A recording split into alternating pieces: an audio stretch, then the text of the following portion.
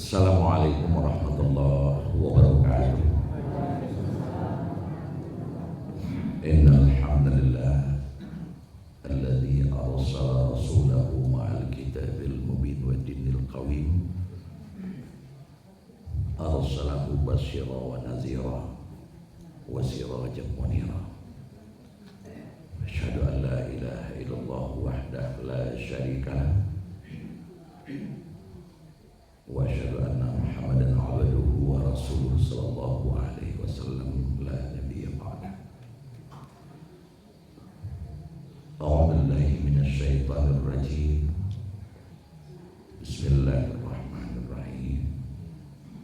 As-sabiqunal awwalun minal muhajirin wal ansar walladzina ittaba'uhum bi ihsan radhiyallahu anhum wa radu anhum ila akhiril ayat. Sadaqallahul azim.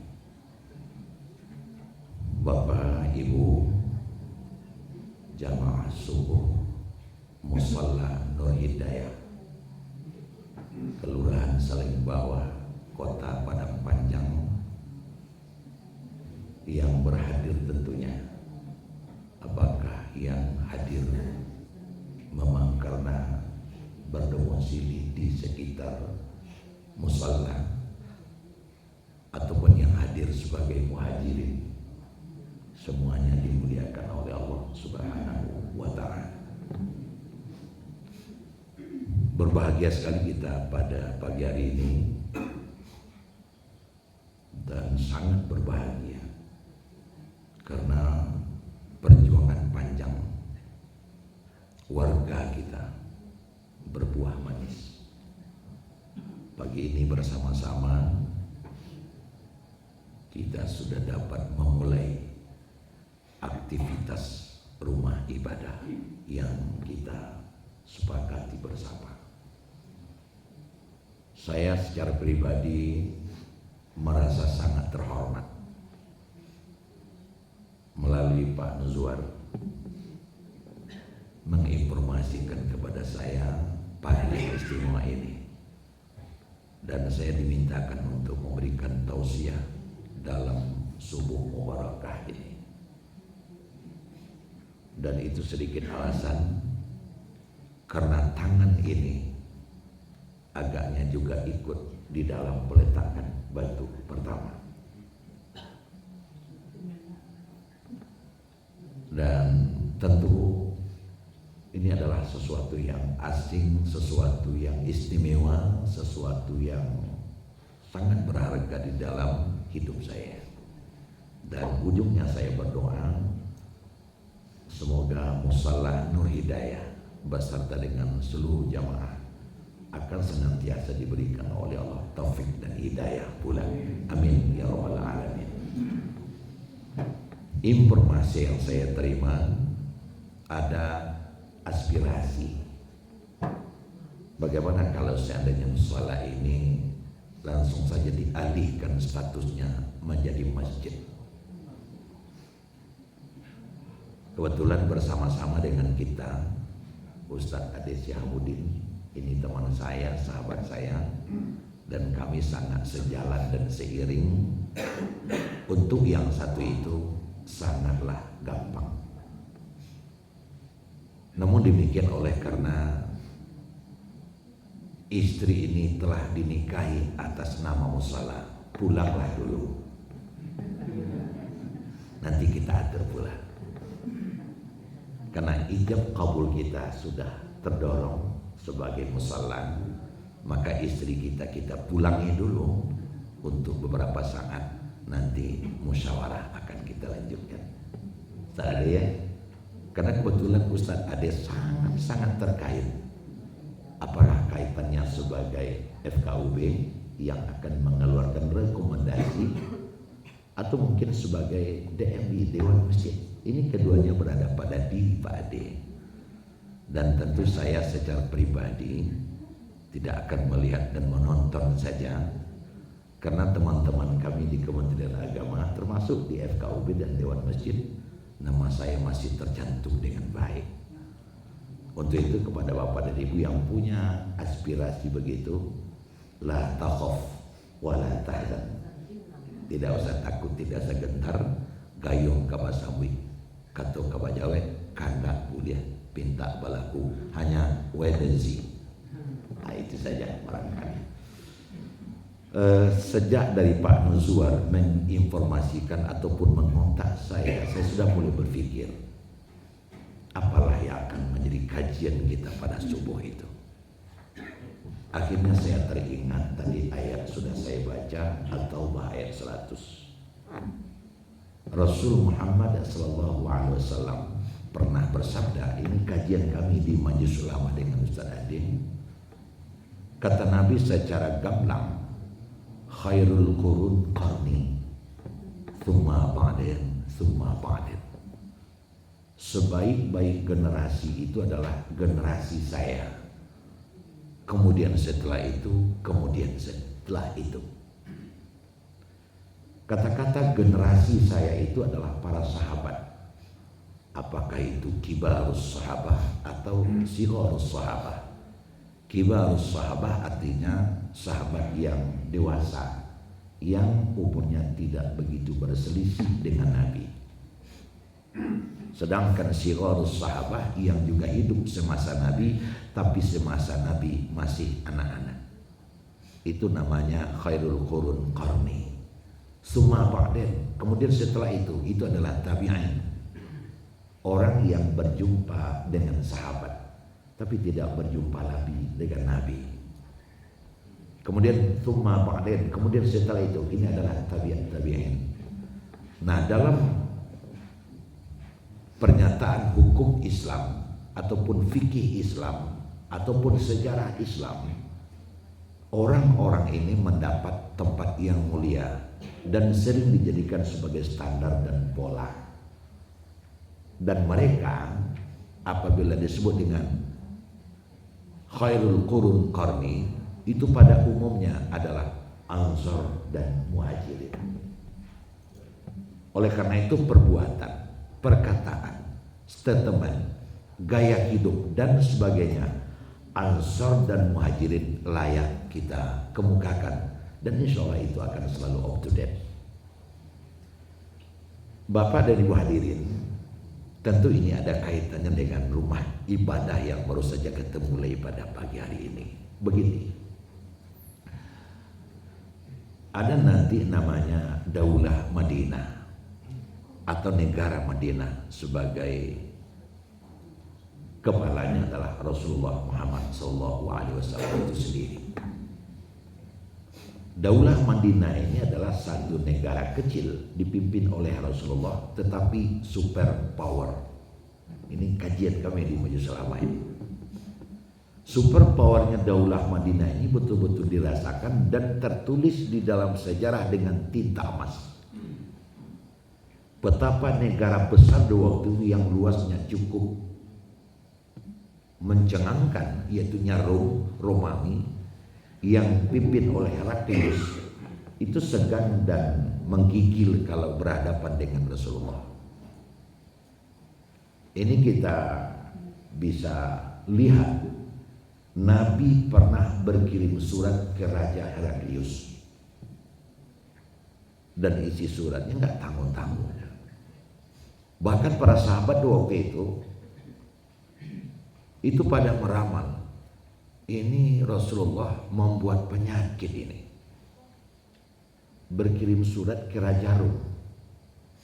Nah, kita tahu Raja Rum ini, Heraklius itu orang tuanya Phokas namanya. Namanya Phokas. Agamanya adalah agama Yahudi karena dia memang orang Yahudi. Terakhir Phokas masuk ke agama Kristen, Nasrani. Maka seluruh rakyatnya dipaksa untuk masuk Kristen. Yang tidak mau masuk Kristen dikejar, sehingga banyak yang pada lari waktu itu. Ini kelakuan Phokas. Phokas meninggal digantikan oleh anaknya Heraklius. Rintisan ayahnya dilanjutkan oleh Heraklius, tapi lebih kejam. Yang tidak mau pindah agama ke Nasrani bukan hanya dikejar, dibunuh. Itu kan tidak tanggung-tanggung itu. Dibunuh. Maka banyaklah yang lari keluar dari Rom, ya, ke seluruh dunia termasuk ke Eropa. Di saat seperti inilah Rasul berkirim surat. Apa surat itu isinya? Aslim taslam. Masuklah kau ke dalam Islam Heraklius, kau akan selamat. Ini isi surat. Ini tak tanggung-tanggung Bapak Ibu. Pak Prabowo ngirim surat ke Donald Trump. Trump, kau masuk Islam. Kalau tidak, kau tak selamat. Kira-kira reaksi Donald Trump bagaimana? Galaknya, tak kikik atau sakit hatinya? Kalau masalah pindah agama, ideologi, keyakinan, pindah partai saja, udah berserakan itu. Apalagi pindah agama. Ini Nabi berani-beraninya berkirim surat ke Heraklius untuk pindah agama. Sedangkan salah satu kalimat saja ngomong di depan Heraklius itu langsung meninggal, langsung mati itu. Kau disuruh menukar agama. Maka banyak para sahabat dulu waktu itu yang meramal, ini Muhammad cari kerjaan ini. Mayoritas sahabat menggambarkan pasti Heraklius membalas surat ini dengan bala tentera. Tapi apa yang terjadi Bapak Ibu?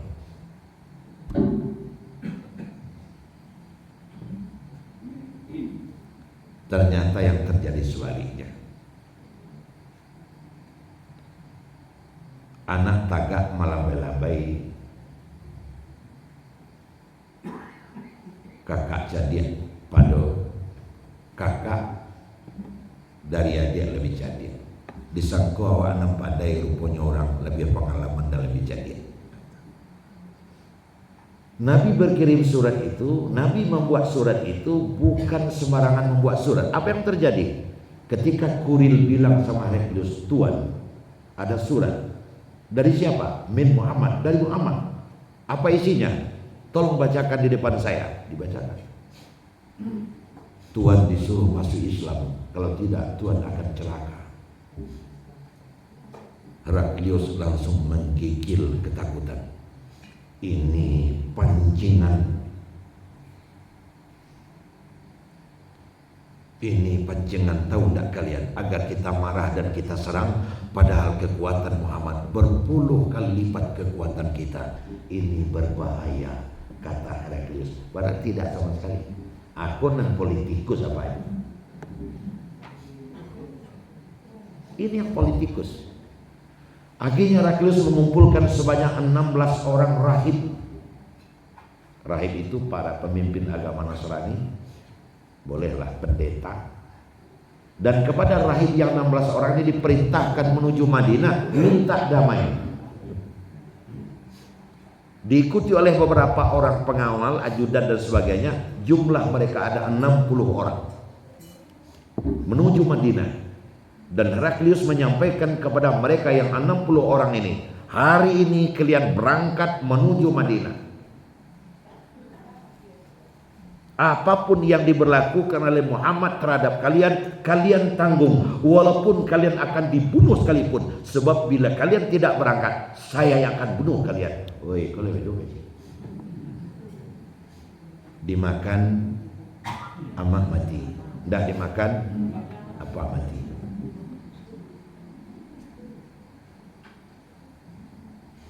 Akhirnya mereka daripada mati konyol berangkat jugalah. Di dalam benak mereka Muhammad orang yang paling kejam. Kalau tidak kejam, kenapa raja kami memberikan warning seperti itu? Setelah mereka sampai di Madinah hari Minggu jam 7 pagi, ternyata kiri kanan jalan menuju masjid itu sudah ada karpet merah, persis karpet Musala Nur Hidayah.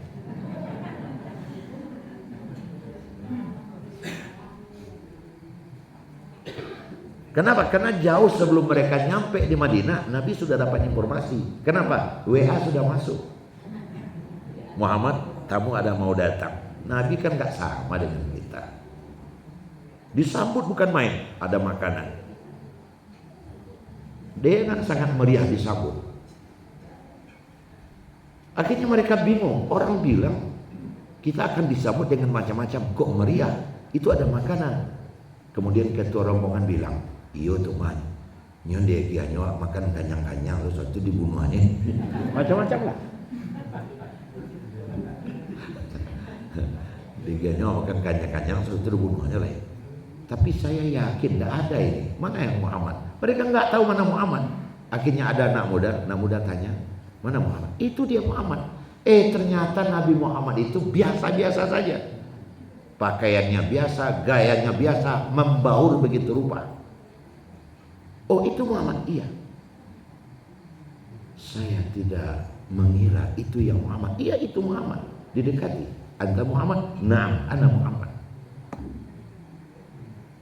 Are you Muhammad? Yes, I'm Muhammad. Atau begitu.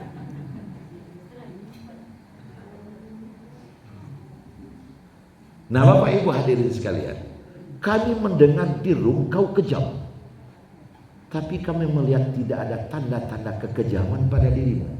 Apa jawabnya Muhammad? Tidak, saya tidak kejam. Belum ada seekor nyamuk pun dibunuh oleh tangan kanan saya. Jangan kebunuh orang, nyamuk pun belum pernah saya bunuh. Jadi kau nggak kejam? Ya kami nggak kejam. Ternyata Bapak Ibu setelah mendengarkan dan yakin Muhammad tidak kejam, nyosorongan barangnya. Kalau kau tidak kejam Muhammad, kami biasanya jam segini sembahyang di gereja. Ada enggak gereja di Madinah? Nyosorongan barang. Nah kalau gereja nggak ada di sini. Tapi kalau kalian kepingin sembahyang silakan pakai masjid saya. Di waktu itu, gini kan jubol. Belok Pak Ade itu. Oh jadi boleh silakan. Sekarang nggak ada cerita. Kalian sembahyang, kalian makan, kalian istirahat. Besok bagi kita cerita. Maka mereka pun atas berkenannya Muhammad, dia pun sembahyang cara mereka, tapi pakai teras saja. Nah setelah itu mereka pun istirahat, makan, mereka langsung bercerita. Ini kok lain ya? Raja kita bilang dia kejam, nggak kejam, baik orangnya. Karena Bapak Ibu orang baik, orang tidak baik dari face-nya terbaik. Coba Bapak lihat saya dan amati, baik kan? Nah gitu. Karena kaji Pak Ade, la tas'al mar'an khalaikihi fi wajhihi syahidum minal hawa. Kamu tidak usah menanyakan sesuatu tentang apa yang disembunyikan oleh orang dalam hatinya. Karena fi wajhihi syahidum minal hawa. Karena pada wajahnya ada sesuatu yang memberitahu. Jadi apa yang di sini ada di sini. Apa yang di dada kita ada di muka kita. Makanya wajah itu adalah wakil untuk seluruh diri kita. Oleh karena itu jangan sampai ada dusta. Masya Allah. Begitu. Karena orang tahu gitu. Nah Bapak, dan kita lanjutkan yang tadi. Nah setelah mereka beristirahat satu malam, besok jam 8 Nabi mengunjungi mereka. Tuan-tuan, saudara-saudaraku dari Rum, sudah mandi, sudah istirahat, sudah snack, sudah makan, sudah minum, sudah Muhammad. Nah mari kita ke pojok sana. Ada gapura yang sudah disediakan sedemikian rupa. Mereka berkumpul di sana dan bercerita. Tuan-tuan, jauh jalan sudah tuan daki. Basawaknya bukit lah dituruni lurah, lah dituruni bukit lah didaki jauh-jauh. Tentu ada makasih ya tujuan. Ancak dikemukakan nak tarang bari boleh kau do gayung ke disabih atau ke dijawe kau nak tajawe banyak di dulu Cina. Akhirnya mereka bertanya, ternyata 180 derajat berubah. Menunjuklah ketua rahib ini Muhammad, kami mendapat informasi kau adalah nabi, kau adalah rasul. Kami yakin kau bisa menjawab pertanyaan kami. Ada dua pertanyaan yang tabu dalam agama kami. Pertama, pertanyaan tentang kelahiran Maryam. Yang kedua, pertanyaan tentang kelahiran Isa. Itu tidak boleh dipertanyakan dalam agama kami dan itu sangat tabu. Kami yakin itu bisa kau jawab dan sekarang aku tanyakan kepadamu. Apa bilang Nabi dalam hatinya? Waduh, saya gak pernah belajar sejarah ini. Apa yang mau dijawab? Nabi langsung berdoa, ya Allah berikan aku kemampuan. Langsung datang WA, running news. tinggal membaca saja. Itulah yang menjadi asbabun nuzul surat Ali Imran ayat 1 sampai ayat 93. Makanya surat Ali Imran hanya bercerita tentang Maryam dan Isa. Sampai di rumah nanti dilihat. Bapak dan Ibu hadirin, itu sekilas info dan fokus kita tidaklah ke situ. Yang terbayang oleh kita adalah itu sedikit gambaran betapa kuatnya negara Madinah. Nah, kita sama tahu sesampai Nabi di Madinah, Madinah belum bernama Madinah tapi disebut dengan Yasrib. 2 tahun Nabi di Yasrib, di mana-mana orang sudah ngomong Madinatun Nabi, Madinatun Nabi. Madinah bahasa kitanya kota. Jadi kota Nabi. 5 tahun Nabi di Madinatun Nabi di Yasrib berubah menjadi Madinatul Munawwarah since now, sampai hari ini. Sampai hari ini. Bapak Ibu hadirin sekalian yang saya hormati, pertanyaan ringkasnya adalah resep mangko sampai sakue itu negara Madinah sehingga Rum yang begitu besar menjadi segan kepada Nabi. Resepnya adalah karena Nabi memulai dari sesuatu yang tepat. Nabi berangkat atau start dari sesuatu yang benar. Karena langkah pertama sangat menentukan.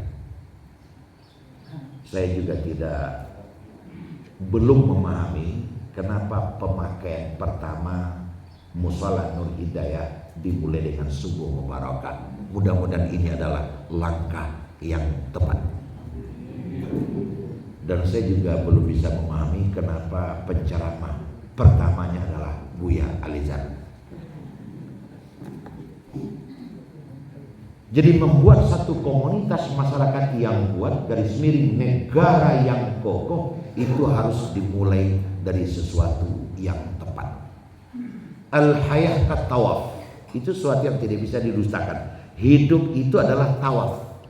Bagaimana awalnya, begitulah akhirnya. Itu tawaf. Nggak bisa dibantah itu. Dalam hal apa saja, di sisi apa saja, tawaf. Tawaf.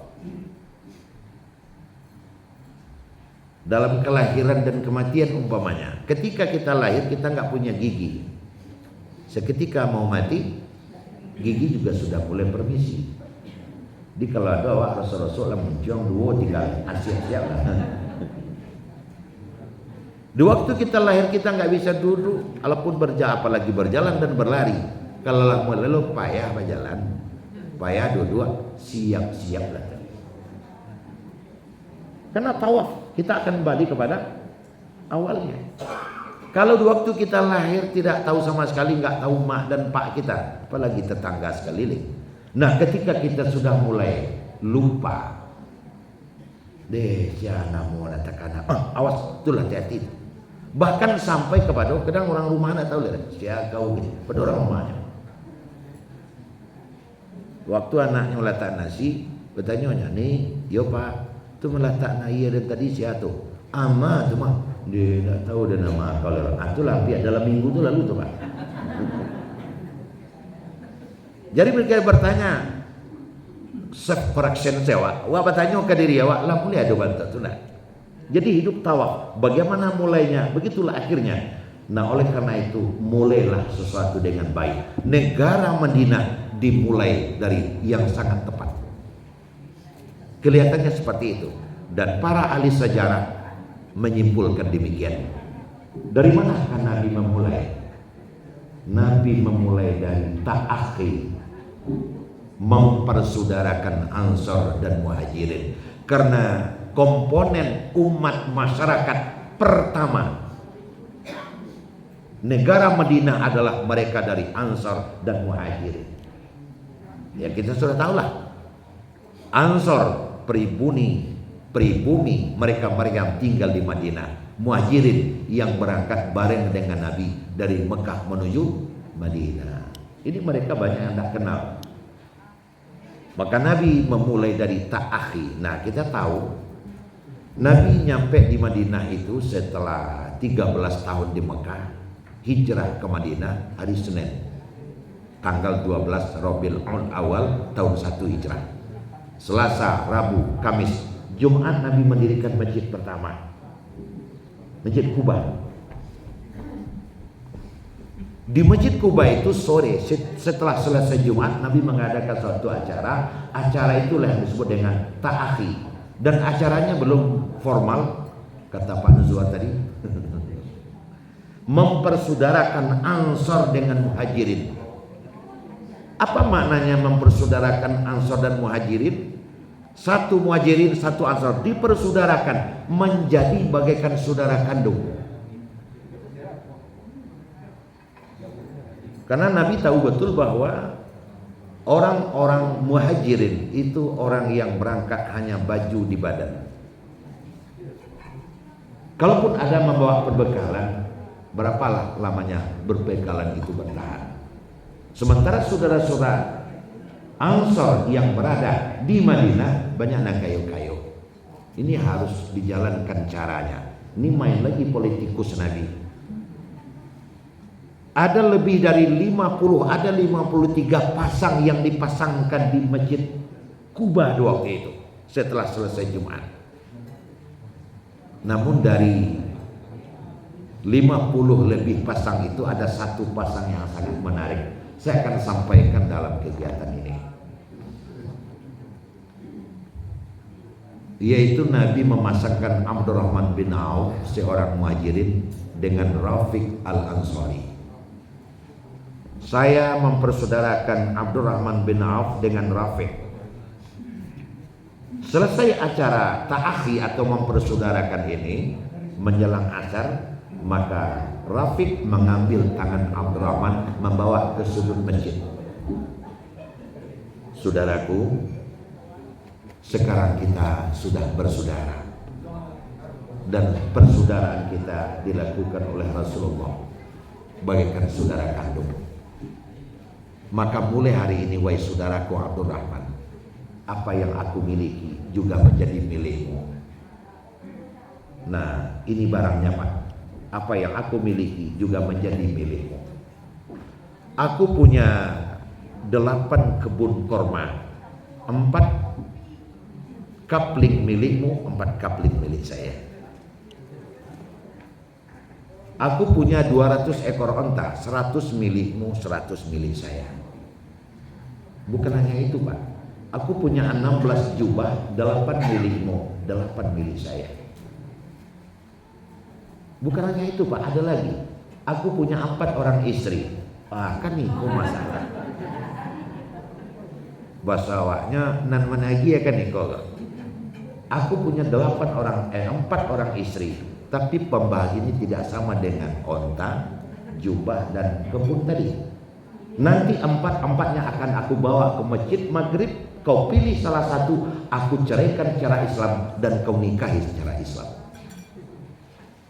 Saya mau bertanya kepada bapak yang ada di musola ini, kok apa berposisi sebagai Abdurrahman waktu itu? Jawe apa?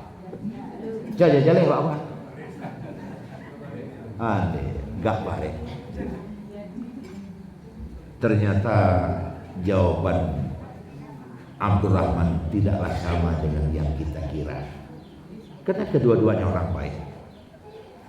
Wahai saudaraku Rafiq, cahaya keikhlasan dan kejujuran memancar dari mukamu. Aku kagum. Rasulullah mempersaudarakan kita sangatlah tepat. Aku belum pernah melihat orang sebaikmu, wahai saudaraku. Tapi saudaraku, jangankan istrimu, ladang dan ontamu, jubahmu saja, aku tidak mau terganggu dengan kehadiranku di Madinah. Aku kalau lama baca sejarah aku kesikul lagi. Kalau kau memang menganggapku sudah saudaramu, cukup pinjamkan aku uang 40 dinar. Cukup pinjamkan aku uang 40 dinar. lalu bawa aku ke pasar Madinah yang ramai, tinggalkan aku di situ. Karena kita tahu Abdurrahman adalah seorang pedagang. Hanya itu saudaraku? Iya. Tidak perlu ditambah? Tidak perlu. Baiklah kalau begitu, uang diberikan 40 dinar dan digiring ke pasar Madinah yang ramai. Setelah sampai di pasar Madinah, tinggalkan aku di sini. Abdurrahman menghilang 1 bulan. Aina Abdurrahman? Ma'arafna ya Rasulullah. Mana Abdurrahman? Aku tidak tahu Rasul. Hari nan ke-28, ada yang bilang kampe 28, Abdurrahman pun hadir. Assalamualaikum. Abdurrahman pada hadar. Abdurrahman hadir dan membawa seorang gadis di tangan kirinya. Ini siapa yang kau bawa? Istriku Rasulullah. Kapan kau nikah? 3 yang lalu. Siapa dia? Seorang gadis Ansar. Di mana peti dia? Saudaraku telah meminjamkan 40 dinar dan aku berdagang di kota Madinah. Nyobali di situ, nyojual situ. Nyobali situ, nyojual di ujung. Seorang pedagang. Kalau orang di situ penganannya capek aja. Bapak dan Ibu, lokus kita juga bukan masalah istri beristri, tapi lokus kita adalah begitu bayangan Ansar dan Muhajirin. Maka atas modal Ansar dan Muhajirin ini, satu komunitas masyarakat Islam pertama mendidak Malaysia. Tak lama setelah itu Madinah disebut Madinatul Munawwarah. Apa yang terbayang oleh Bapak di situ? Adanya masjid sebagai tempat makam pertama Nabi membentuk komunitas masyarakat muslim. Jadi keberadaan rumah ibadah dalam satu komunitas masyarakat untuk memunculkan ittihadul jamaah, kesatuan jamaah, kekuatan umat, itu adalah satu keniscayaan. Ini berbeda betul, berbeda apa? Sebelum surau kuado dengan surau lahado, sebelum musalahado dengan musalalahado, terasa dewa apa? Karena satu-satunya tempat yang bisa melebur berbagai macam perbedaan hanyalah masjid ataupun musala. Asalkan sudah masuk ke dalam kitanya satu status. Apa itu? Hamba Allah. Hanya ada musala, hanya ada masjid. Tapi kalau tempat lain, ya tunggu dulu. Apalagi rapat paripurna. Itu di depan itu ada merek. Wali kota, ketua DPRD, wakil ketua, Kemenak, kan itu. Ketua FKUB, Pak, ada yang boleh duduk di situ. Tidak boleh dia cah-cah ikut situ lah.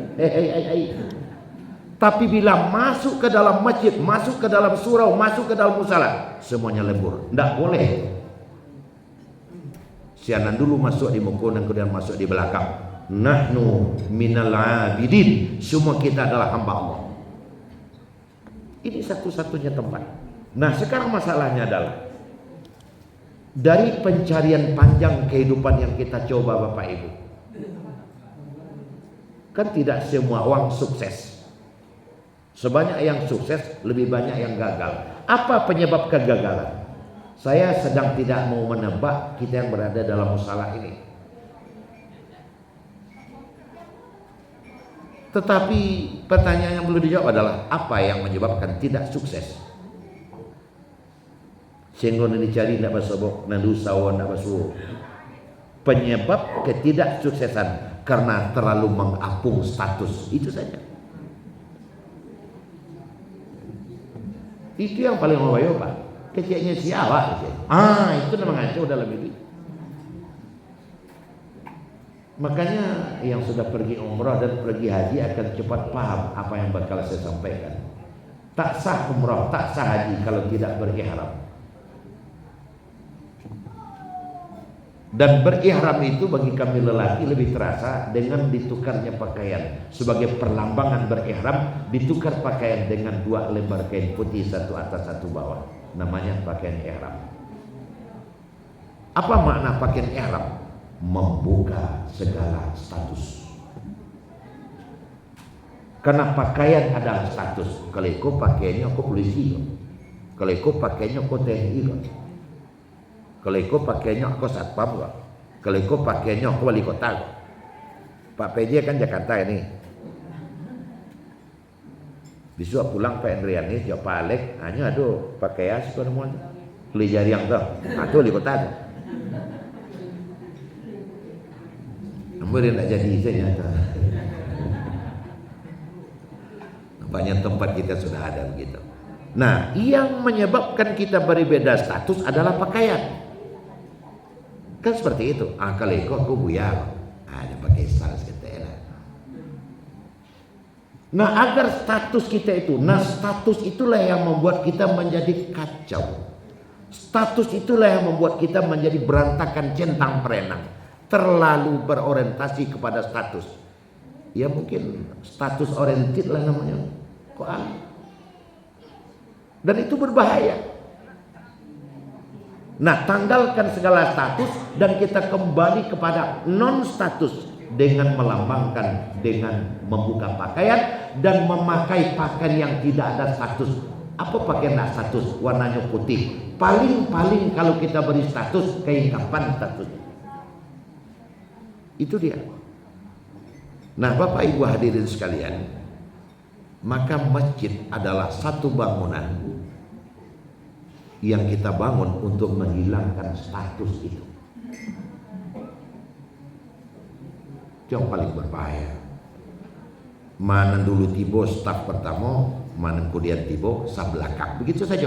Semua kita hanya satu di dalam masjid ataupun musala, yaitu hamba Allah. Kepada kita semua saya ingin sampaikan, ada 4 fungsi. Nah, ini kepada kita semua, walaupun spesialnya adalah kepada pengurus yang mewakili jamaah, kejar dan terapkan 4 ini. Bagaimana kita membuat musala kita ini adalah sunnah dan Rasul memberikan contoh kepada kita seperti itu. Pertama, musalla ataupun masjid, surau, apalah namanya, berfungsi sebagai maqam ibadah. Nah, ini tempat kita beribadah. Tempat kita beribadah. Terutama sekali tentu ibadah salat. Bahkan sampai ada hadis, la salata li jaril masjid illa fil masjid. Tidak ada salat bagi yang dekat dengan masjid kecuali di masjid. Musalla tentu begitu juga. Jadi tidak benar kalau rumah di tetangga dengan musala, tetangga dengan masjid, matilah dia tidak akan datang saji terus. Akhirnya Nabi kita mengatakan la salata li jaril masjid illa fil masjid. Maka kita sholat di sini. Kecuali kalau ada halangan, Allah lebih tahu, nggak perlu lapor sama Pak Ade dan Ustaz Alizar, nggak perlu. Mungkin tamu ada datang, cucu baru lahir, apanya baru tiba, Pak pemanggil, itu Allah lebih tahu. Nah, ramaikan dengan ibadah, maqam ibadah. Yang kedua, maqam tarbiyah. Masjid musala adalah lembaga pendidikan. Di sini harus ada pendidikan for all. Kenapa for all? Karena seluruhnya masuk ke sini. Anak-anak kita ada dididik di sini. Remaja-remaja kita ada dididik di sini. TK-TK kita ada dididik di sini. TK itu nan tua-tua karet, juga ada dididik. Sehingga tiada musala, tiada masjid kecuali ada majelis taklim. Karena ini akan berguna kajian kami di Majelis Ulama. Kita ada taklim, kita ada tas'ir, dan kita ada ta'mir. Ketiganya adalah seiring sejalan. Mungkin 3 tungkos sejarah masuk dalam. Ada taklim, ada tas'ir, ada ta'mir. Sejalan ketiganya. Ini ada cik dan dua lagi. Ketiganya harus ada berdiri sini. Di sini harus ada lembaga pendidikan. Ya ke depan begitu. Anak-anak kita diajar. Kenapa anak-anak kita diajar? Apabila kita sudah dekat dengan masjid, sudah dekat dengan musala, ya, every something is never mind. Itu tidak ada lagi. Karena qalbuhu mu'allaqun bil masajid, hatinya tersangkut di masjid. Itu yang kedua ya. Nah, yang ketiga, hendaklah masjid ataupun musala ini menjadi maqam ijtimaiyah, tempat untuk membina persatuan, maqam berkumpul. Kalau tidak kita sholat 5 waktu, tidak datang ke masjid dan musala, kapan kita mau bertemu? Datang-datang saya ke rumah kawan malu semuanya. Assalamualaikum deh, kami di Siko 3 hari. Jadi anak berenam, paling ketek kelas 1 sampai kilaki sadonya tu. Menggigil lah nyoman menerima wak seminggu di situ. Pada makannya tu. Tapi bila kita datang ke masjid, datang ke musala, semuanya peace, damai. Tidak ada rasa nyaman kali. Inilah rumah kita sesungguhnya. Awalu baitin wudi'an lilladzi Bakkah. Rumah pertama kita adalah masjid. Yang pertamanya Masjid Haram, dibuat oleh Allah. Apa tanda ini rumah kita? Kan tidak ada problem kita masuk di mana duduk, bagaimana cara duduk, kan aman saja kita. Ada nama ambil tunggak supaya bisa sandar, dan mundur ke dinding supaya gak tagok seketek. Ada nama area yang bentuk minta utang, tidak masalah. Ada mencari tape juga boleh. Ya kan seperti itu. Ada nama linteh boleh. Ya, ada yang meletakkan kue, tidak apa, kedimakan kue, biar ada teh baru sagan awak kan itu macam-macam. Ini menekan rumah kita. Kalau rumah kita tempat hidup itu belum rumah kita sebenarnya. Kenapa? Karena masih ada etika-etika yang mendalam yang harus dijaga. Apalagi baipa, babisan, babentu, minantu, bamama, bagaimanakan. Tempat duduk saja di rumah tidak bisa cik melapak serapak. Tempat duduk amak rumah, tempat duduk orang Sumando, nak mau itu saja. Tapi kalau dalam masjid dimanapun duduklah. Itu kan dek di dinding itu. Kalau ada 3 meter suruh itu kalau kang rumah. Nah, bersatu kita di sini. Tidak ada iri mengiri, tidak ada dengki menengki. Yang di belakang tidak masalah, tidak berang, kurang dimuko. Kurang dimuko tidak marah supulus nanti yang pada di belakang. Kan itu kalau dalam masjid. Coba kalau di gedung, wah itu berbeda Pak. Presiden Republik Indonesia memasuki ruangan, tagak kadonya. Kita tagak ya, saya ada masuk selang, enggak ada ketagak seorang lah. Itu mulianya masjid. Ambo mangko agak tinggi kan tidak sedang lagi ceramah. Kalau yang serbah kamu lagi ceramah, ya saya tuh mendengar radio, salah ibu lah. Itu dia. Sehingga persatuan setawa sedingin atau imunisasi utamanya adalah masjid. Mulailah semuanya dari sini. Karena itu yang ketiga. Yang keempat, jadikan masjid atau musala kita ini sebagai maqam musyawarah, idaratul musyawarah, sebagai gedung pertemuan memutuskan segala sesuatu hajat bersama. Makanya namanya dalam bahasa Minang surau. Surau itu berasal dari kalimat bahasa Arab syuro, tampek musyawarah. Ada di YouTube apa tuh tampek di muka surau. Nah, itu di lalun barang mata. Jadi YouTube apa buka Buya Alizar, ada beko judul ceramah tampek di muka surau. Di situ sampai itu.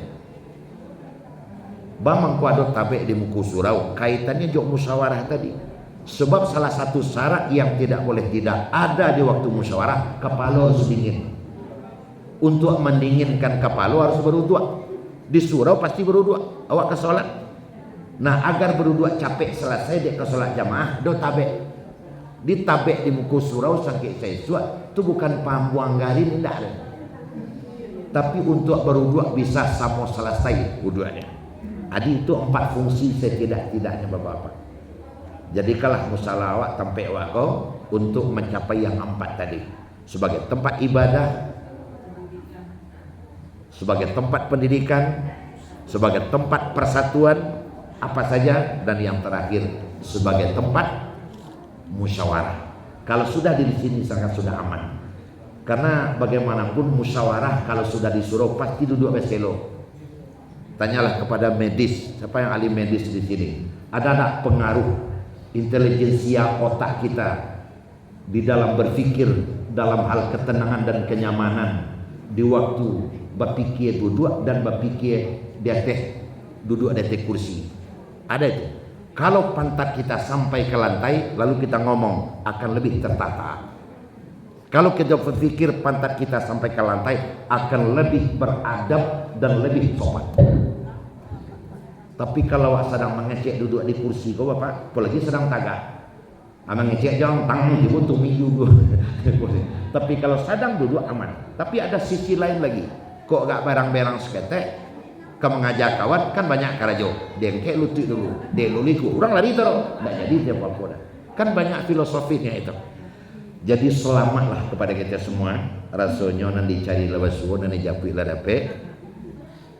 Dan di belakang sudah mulai berbisik, bilo lah kue bisa dimakan. Saya juga demikian, karena kalaupun bapak ibu makan kue, satu-satu nggak bisa makan kue adalah saya, karena saya sedang ngomong. Makanya agar kita sama-sama dapatkan kue. Tapi terlepas dari itu, kepada kita warga di sini, saya ucapkan selamat. Mudah-mudahan apa yang sudah dirintis akan berkembang, beranting, kemudian berbunga, berputih dan berbuah untuk kita semua. Adapun status tadi sudah saya mulai sejak dari awal, itu aman-aman saja. Tak ada yang dari sini. Kita tidak akan terlepas dari FKUB nanti, aman itu aman saja Bapak Ibu. Jangan dijadikan pula itu sumber perdebatan, itu biasa-biasa saja. Yang jelek ini diijab kabul dijapui, pulanglah ke rumah bini dulu, tapi kau diatur belum? Ya, begitu caranya. Nah mungkin sampai di situ Pak. Kapayung kumbuh kasih tujuh tibur situ hari pagi dari lelaki jam 7 mau tahu siap harus berhenti jalan kudu nampak dongkak jalan itiak manari-nari tadi salam untuk pembuka kini salam untuk penyudahi jalan-jalan ke Pekanbaru tibur situ makan-makan dia ambu hanya menyampaikan anak ketujuh tentu mengamal tibur situ untuk mengamalkan demikian banyak maaf. Assalamualaikum warahmatullahi wabarakatuh.